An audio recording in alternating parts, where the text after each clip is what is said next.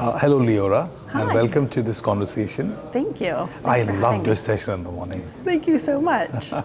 and it's very unusual. I mean, your background is so interesting, and the fact that you spent your time in Japan with your family and also in US. So, Yeah. can you tell us about what talk you delivered today in the morning?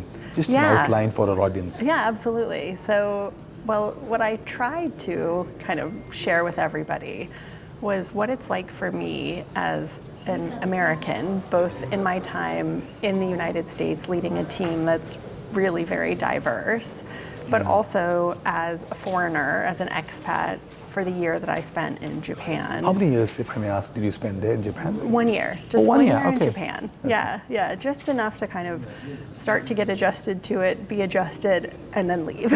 Okay. Yeah. Okay.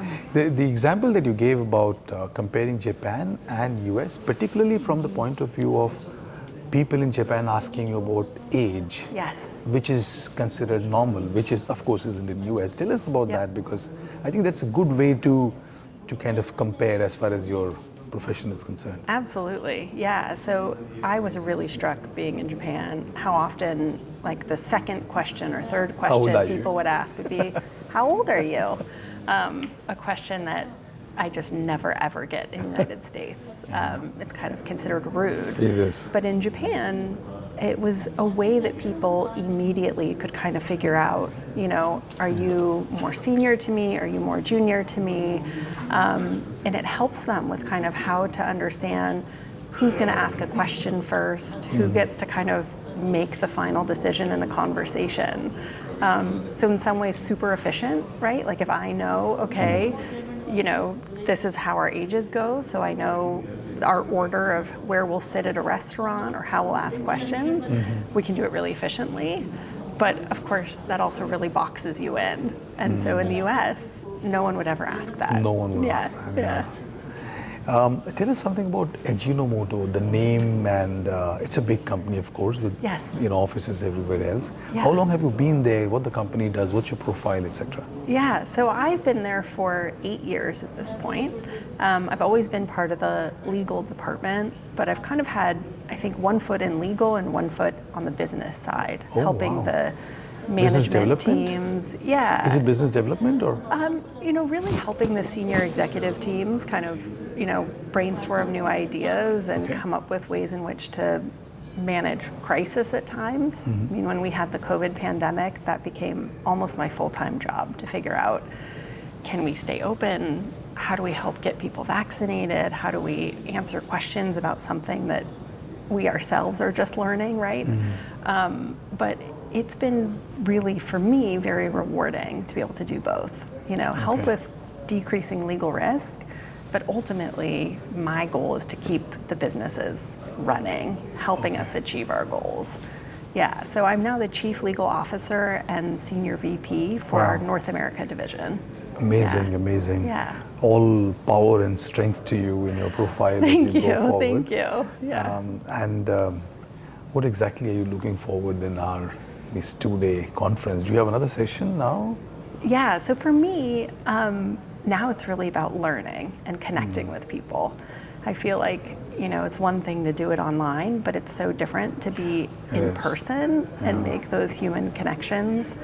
I'm noticing for my companies that I support that there's such a desire to work across, different cultures, different countries, and really be truly a global company, not to be siloed.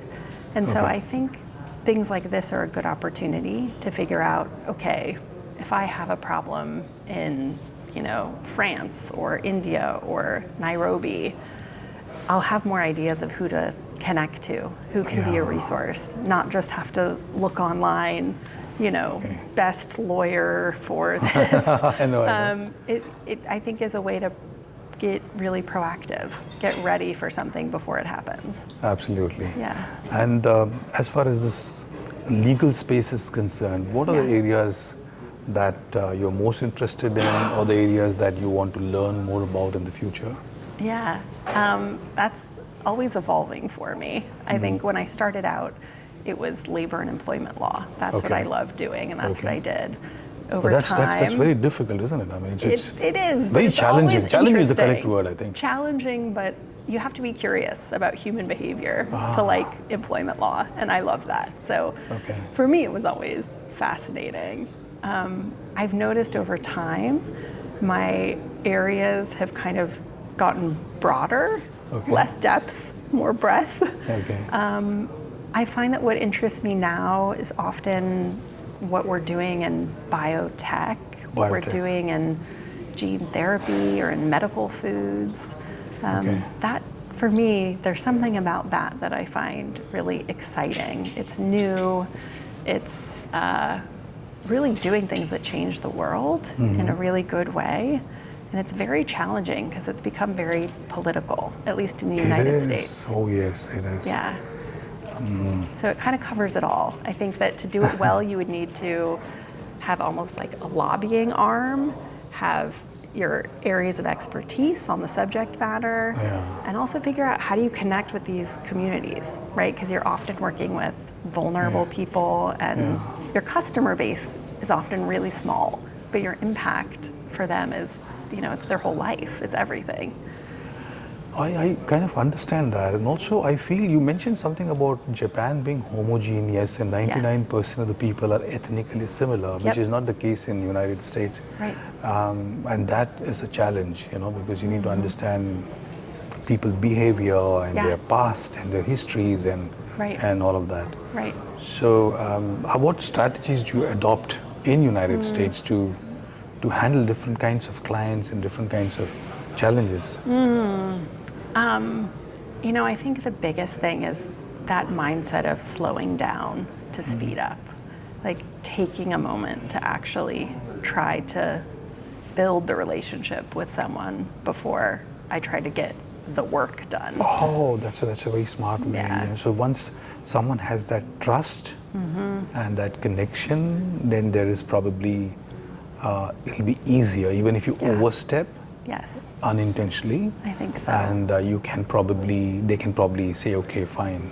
Yeah, You I know? think, you can, that way you get more forgiveness also, right? If something doesn't go well, but also more trust to act quickly when speed is needed, And in the US, I think it's easy to lose sight of that because our American culture tends to sort of sell the product first or get to the goal first, and then maybe we'll build a relationship later if we want to, but that's not the point, And in other cultures like Japan, it's really much more about the relationship, and we need to build that first before we can do the next thing. Also the hierarchy. Yes. And the It's respect. huge. It's huge. It's huge. Yeah. You can't call someone by their first name, No. even if No. they're a few years elder to you, which in the United States you can. Call your grandpa by the same Right, name. exactly. And I think there are many people in the US who don't even understand what went wrong because they didn't take the time to figure out, okay, this is important to you, right? Yeah. Unlike you spent a year, you said, in Japan. I spent a month about 2 decades ago when I was I was an officer in uniform earlier. I was in the Navy for about Navy Coast Guard for about 2 decades. And once I was invited to Japan by the government for a training come exposure to the society. And since I hail from India, for me also it was a huge challenge, and I really admire the way they do. A lot of things are unsaid. Yes. And when it comes to law, the Western societies tend to have everything written down, which is in a way correct, but also in a way not correct, because you can't capture human intention. Absolutely. 2 people doing an agreement, you can write 1,000 pages, but still people can overstep, and can have different opinion. Right. Otherwise, just a handshake probably will have not a problem. Exactly. So, that's exactly right. when we think about mediation, do you specialize in mediation as well? No, I okay. don't. I've mediated many cases, Okay. really more as a party or as an attorney, not as the mediator. Okay. But in the U.S., vast majority of cases will settle and be mediated. So it's very, very common for us to go through mediation. And that mediation is, of course, out of court settlement? Outside of court, yeah. Okay. But I'm sure earlier you must have handled some litigation cases Yes, as well? definitely. Yeah. Okay. Did you get a chance to handle any litigation in Japan, or probably you had your Not Japanese lawyers? really. You know, litigation is so uncommon in Japan that Yeah. we had really You mentioned that in none. your talk as well, Yeah, yeah. that Very, very little litigation in Japan. And a lot of that is how the system is set up, that it requires you to kind of have all of your evidence before you even file a lawsuit. So I didn't really get to do it in Japan, but I did notice that when it comes to mediation or settling of cases, there's a very different view, I think, in Japan than in the United States and maybe other places. opposite perhaps. Yeah, You showed opposite. some very interesting, Yeah. diagrammatic representation, Yeah. which I think captures the Yeah. essence of how it is. And Yeah. there are no rights and wrongs here, I think. Yeah. Is it a right procedure or a wrong procedure? Perhaps no. Right. Well, and it's hard. I think, there's some famous stories about Japanese companies doing really well in mediations because they have a tendency to just be silent at times, just not to even speak, right? To hear something and just to allow there to be silence in the room. And there's been some very famous, large, contentious matters where simply because of their silence, the other side was so uncomfortable with it that they just made a better offer to them, even though the side on Japan was, even can thinking happen. they may accept what was already on the table. They started, the other side was basically betting against themselves, right? Yeah. And, some of those things are very different. You learn things like how to be comfortable in silence, which many cultures are not, So I think mediations are very different in that way. Yeah. I really enjoyed your presentation, and thanks Thank for putting you. it so nicely. It was Thank every you. minute, every second of that was enjoyable. And also the fact that I think your profile is very interesting, and wish you all the very Thank best you. for a wonderful future. Thank you so and much. 2 great days here. Yes, Looking thank forward you. to seeing you again. Thank you so much. Most I welcome. appreciate it. Yeah, thank you. Thank you. I hope it is okay. It was great. Yeah, I hope it was okay what I said. I don't know. Great, great, yeah.